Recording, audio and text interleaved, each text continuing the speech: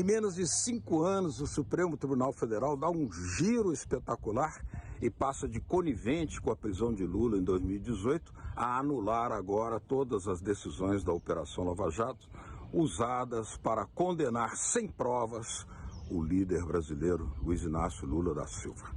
Mas que importância tem essa sentença agora, quando Lula já foi inocentado e já é novamente presidente do Brasil? É que para o Supremo Tribunal Federal, a Operação Lava Jato passa de heroína a bandida.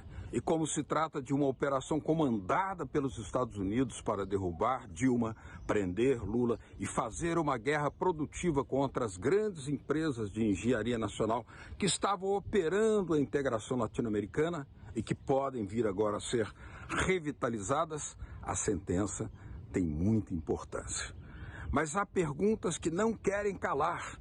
Quem vai pagar pelos mais de 4 milhões de operários desempregados pela Operação Lava Jato? E como recuperar a privatização e desnacionalização de patrimônio público durante os governos de Temer e de Bolsonaro? Latitude Brasil está começando. Alô, amigos e amigas do programa Latitude Brasil por Telesur.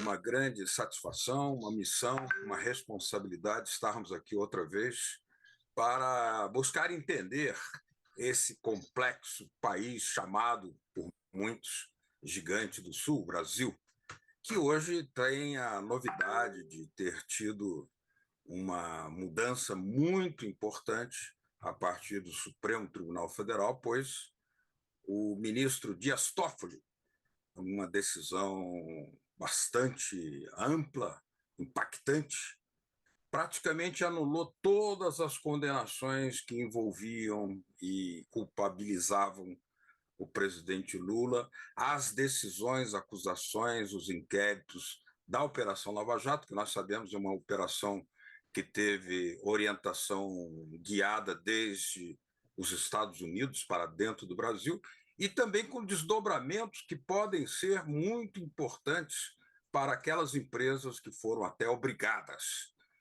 por meio de métodos de coação, a pedirem falência. Ou seja, é um impacto tremendo a partir dessa decisão do ministro do Supremo Tribunal Federal.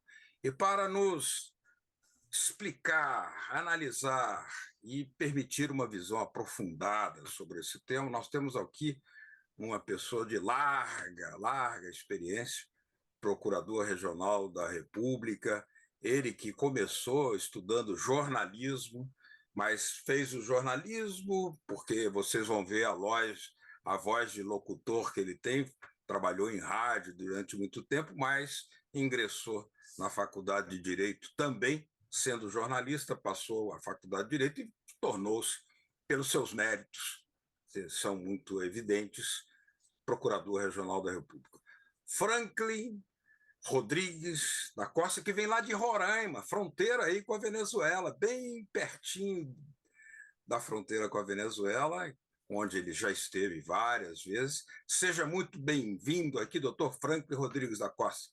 Doutor Franklin, essa decisão do ministro Dias Toffoli, nem vamos lembrar tanto algumas de suas posições lá atrás, né, que foram, digamos, muito ao contrário. Ele disse que foi o maior erro histórico jurídico do Brasil a condenação de Lula e aquilo tudo que a Lava Jato fez. Concorda com isso? Qual é a sua avaliação?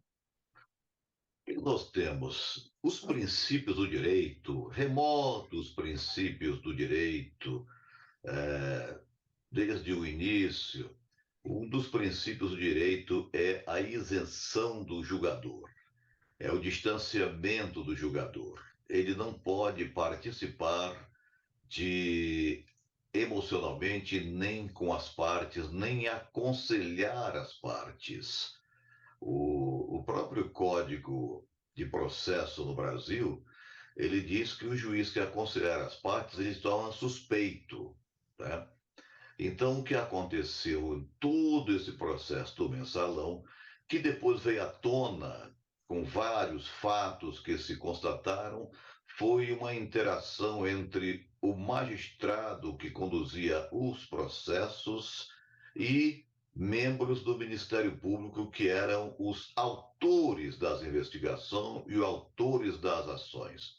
Então, só por isso já pende uma suspeita ao julgamento em razão da ausência de isenção, porque o juiz tem que ficar, ele é passivo recebendo os fatos, ele não pode opinar, faça isso, faça aquilo, direcionar ou apronte assim que eu vou fazer essa decisão.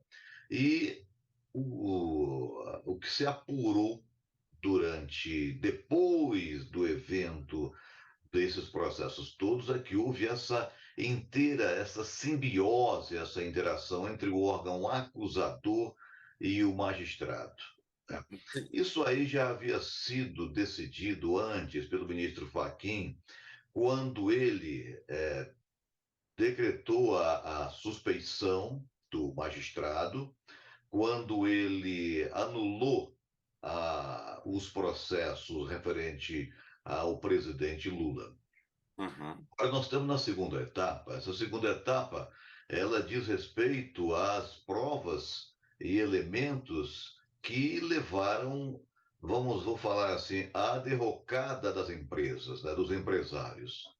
Eu fui indagado há algum tempo sobre esse tema, sobre a minha opinião, e eu disse o seguinte: talvez até por falta de uma legislação que protegesse as nossas empresas, porque pune-se, evidentemente, quem cometeu o crime, mas as empresas, elas têm uma função social, a função de oferecer trabalho, a função de recolher tributos, a função do desenvolvimento de qualquer país. Então, o que houve foi uma simbiose disso aí, onde as empresas, vou falar uma expressão assim, foram para o buraco, junto com os seus dirigentes, junto com as pessoas que foram envolvidas nessa investigação. Só que essa decisão ela causa efeitos práticos concretos, né?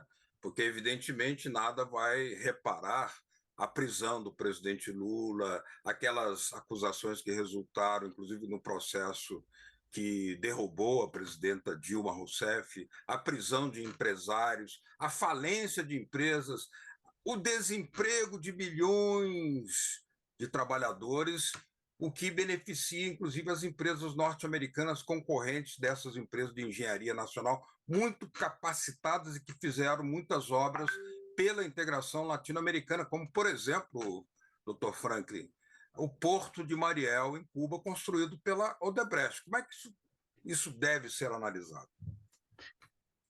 Veja só, estamos falando sobre isso e hoje, o procurador do Tribunal de Contas da União no Brasil já mandou uma manifestação para o tribunal para reabilitar essas empresas que estavam proibidas de fazer concorrência, de participar de concorrência pública, de fazer obras públicas.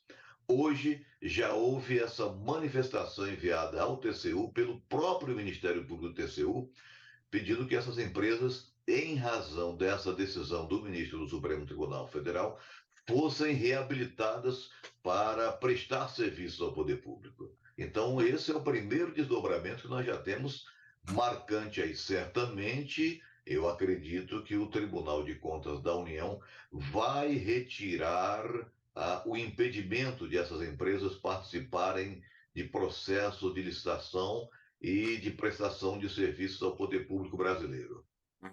Do ponto de vista econômico, então, é uma repercussão enorme, porque nós estamos falando das maiores empresas de engenharia nacional que irritavam, digamos assim, pela sua concorrência, grandes empresas norte-americanas que atuavam na mesma área. Mas, mais do que isso, é que a vocação dessas empresas, nos últimos anos, tinha sido por obras que favoreciam a integração latino-americana. E você que vem de Roraima sabe muito bem a importância de uma integração regional sul-americana, você que é bem próximo aí de Venezuela, onde nasceu Coladinho.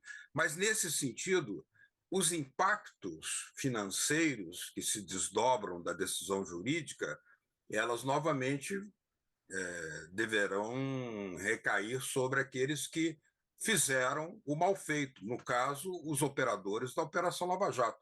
Está certo isso? Eu acho difícil alguma responsabilização econômica em relação a isso, né? Veja só, houve um processo, ou houve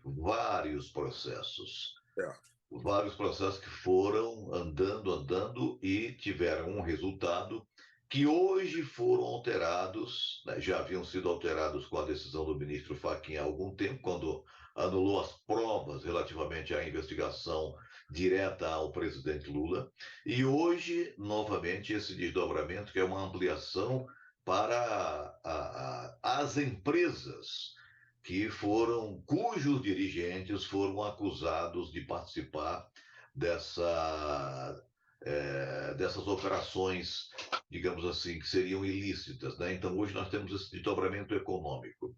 Você disse muito bem, porque essas empresas que eram grandes empresas, são grandes empresas, com obras no exterior, obras na Europa, obras na América Central, obras na América do Sul. Essas empresas, ela têm um know-how, um cabedal, um conhecimento, uma competência no sentido de arquitetura, de engenharia, de iniciativas. São empresas de sucesso, empresas nacionais, empresas brasileiras. E com esse impacto que houve decorrente da Operação Lava Jato, essas empresas foram alijadas do mercado, e não só do mercado brasileiro, como você disse, mas do mercado latino-americano, principalmente, e do mercado africano, onde elas atuavam também, e do mercado europeu, né? Você vê que um grande aeroporto lá em Portugal, na Ilha do Madeira, é uma obra monumental de arquitetura e engenharia feita por uma empresa brasileira. Então, as empresas brasileiras, elas têm a capacidade de competência com as empresas estrangeiras, essas americanas que você falou, e também as empresas chinesas que chegaram para o Brasil na área de construção civil após a conclusão da Operação Lava Jato, absorvendo o mercado que era das empresas nacionais. Então, isso tem um dano ao Brasil econômico e no sentido também da sua presença no mercado brasileiro, né? Uhum. Vamos ver se as empresas conseguem se reabilitar. Isso não é fácil assim, só porque foi desfeita essa operação, considerados ilícitos os modos de investigação. Nós estamos conversando aqui com o ex-procurador regional da República, chegou a ser subprocurador regional da República, Dr. Franklin Rodrigues da Costa, que também começou no jornalismo, pela voz vocês já detectaram que foi um grande locutor de rádio aqui em Brasília, mas enveredou pelo caminho da magistratura, sobre os efeitos da impactante decisão do ministro Dias Toffoli, anulando praticamente todas as acusações feitas pela Operação Lava Jato contra o presidente Lula, contra membros do PT e também contra empresas que foram consideradas ilícitas em um determinado momento. Tudo isso cai por terra, mas no segundo bloco a gente vai conversar aprofundando um pouquinho mais. Continue com Latitude Brasil.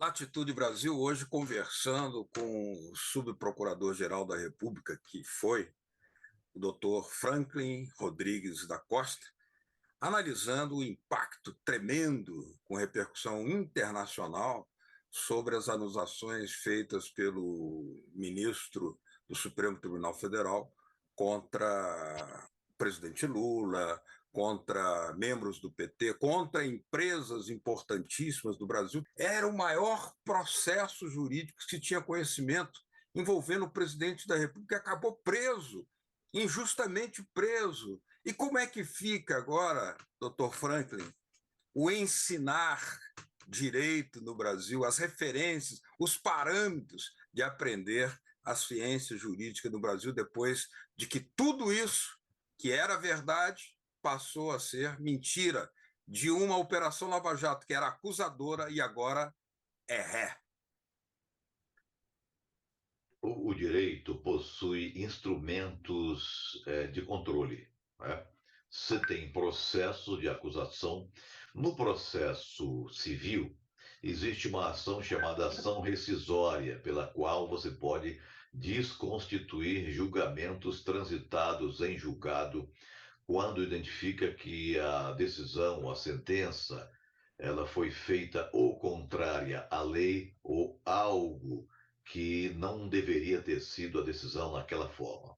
No processo penal, nós temos, além da revisão criminal, que pode desconstituir um processo inteiro, pode desconstituir crimes, nós temos esse instrumento muito utilizado que é o habeas corpus, para desconstituir decisões, para mostrar ilegalidades, para mostrar abusos. Então, temos instrumento de controles do que foi feito. Então, isso dentro do direito, é comum, é comum. O que diferencia esse aspecto hoje é a repercussão, é a dimensão do que era esse processo, a dimensão do que eram essas investigações, por isso que ele repercute tão fortemente, ele reverbera de forma ampliada em função do tamanho que era a operação, do tamanho que foi conduzida a operação. Então, a reverberação é exatamente em função disso. Mas o direito tem instrumentos e controles, e eu quero dizer, de instrumentos que podem desconstituir decisões se depois dessa decisão proferida se verificar a existência de fato, de elementos ou de matéria jurídica que aquilo foi equivocado, tem que se refazer. É o caso que está acontecendo. Então, isso está dentro da ciência jurídica, está dentro dos códigos de processo, tanto do processo penal quanto do processo civil, né? É comum que, quer dizer, é comum que isso aconteça. São recursos, eu digo não recursos, usando uma palavra menos técnica, são instrumentos excepcionais que se usam, que se aplicam, que têm resultado. Nesse caso, ele ficou muito marcante em razão do tamanho da operação, em razão da dimensão que ele abarca com o seu resultado nessa decisão. Que levou o presidente da República a ser preso, adiando a volta dele para um terceiro mandato, que poderia ter vindo, porque o pronunciamento do povo veio antes do pronunciamento do Supremo Tribunal Federal. Mas eu queria lhe perguntar também em relação ao que pode vir a acontecer com o juiz que, naquele momento, comandava a Operação Lava Jato, o juiz Sérgio Moro, já que a sentença que eu li, muito longa, mas eu li, diz que ele atuou de forma muito parcial, como você falou logo no início da sua exposição. E também com os outros procuradores da Operação Lava Jato que fizeram um diálogo com o juiz, e isso foi tudo documentado, mostrando que as provas, segundo a palavra do ministro Dias Toffoli, eram imprestáveis para a acusação. O que pode acontecer com eles? Perder o mandato político? Alguma punição para os procuradores? Bom, nós temos duas situações aí, né? Aliás, três situações. Nós temos a situação dos procuradores que atuaram e continuam no Ministério Público, na ativa. Temos procuradores que atuaram e alguns se exoneraram, outros se aposentaram. Nós temos o condutor disso aí também, que foi eleito para a Câmara Federal, e o magistrado que foi eleito também para um cargo público no parlamento. Então, veja só, o Estatuto do Ministério Público ele traz elementos de punição para quem cometeu falta funcional. Então, a pergunta é: houve falta funcional ou houve excesso na investigação por parte dos procuradores? Outra coisa, em relação ao magistrado, houve ou não desvio de conduta na condução e no julgamento? Bom, isso aí parece que houve já uma manifestação judicial sobre isso, principalmente em relação à competência. Foi determinado que vários processos que foram julgados no Paraná não eram para estar no Paraná, alguns eram Rio de Janeiro, outros São Paulo, outro Distrito Federal. É imprevisível, não há o que dizer qual será o desdobramento em relação a isso, né? Pode ser que o Senado abra um processo de cassação, para o senador por falta de decoro. Pode ser que haja isso, né? O TSE já cassou a candidatura do procurador Dallagnol. Hoje mesmo está sendo julgado um recurso dele no TSE. Então, esses desdobramentos vão acontecer. Agora, a gente não sabe o que vem à frente. O Ministério Público tem um órgão de fiscalização que é, primeiro, a Corregedoria do Ministério Público e depois o Conselho Nacional do Ministério Público, que poderá ou não instará o eventual procedimento se achar que tenha havido desvio de conduta em relação a isso, né? Ainda pode haver desdobramentos. Do lado da magistratura, o Sérgio Moro não vai poder mais responder na magistratura, porque não é mais juiz. Uhum. Uma última pergunta, que o nosso tempo está chegando no final. Você imaginava, doutor Franklin, uma situação como essa, uma personalidade como a do Lula, que chegou a presidente da República, foi preso, agora o próprio Supremo Tribunal Federal fala que foi preso injustamente, sem provas cabais, e ele dizia: a verdade será vencedora no final, e o que ele profetizou está acontecendo. E depois ele, que vai para a prisão, sai da prisão, volta à presidência da República. Um caso eletrizante que empolga internacionalmente. O que nós temos aqui? Nós temos o seguinte: houve uma investigação, né? O ministro já disse que houve armação, e se ele disse que houve, agora fica que houve, realmente. O presidente, ou então o ex-presidente Lula, entre um mandato e outro, foi preso por uma medida de prisão preventiva. Ele não estava condenado. Uma prisão preventiva. Não sabemos se efetivamente era necessária essa prisão preventiva para as investigações que estavam sendo feitas naquela ocasião. Então, ele não foi preso por condenação criminal, foi preso por prisão preventiva decretada, né? Essa prisão. Denota uma certa perseguição política, né? Aí a gente não sabe, né? Agora, os desdobramentos que vieram depois, com a exoneração do procurador que coordenava a Operação Lava Jato, que pediu exoneração para ser candidato ao parlamento, com a exoneração do magistrado que coordenava essa operação na parte do julgamento, que foi exonerado para vir ser ministro da Justiça. E depois candidatou-se ao Senado, saiu vencedor na sua candidatura ao Senado, né? Isso deixa indagações, efetivamente, se a prisão teve legalidade ou se foi com intuito de favorecimento político, até para os próprios.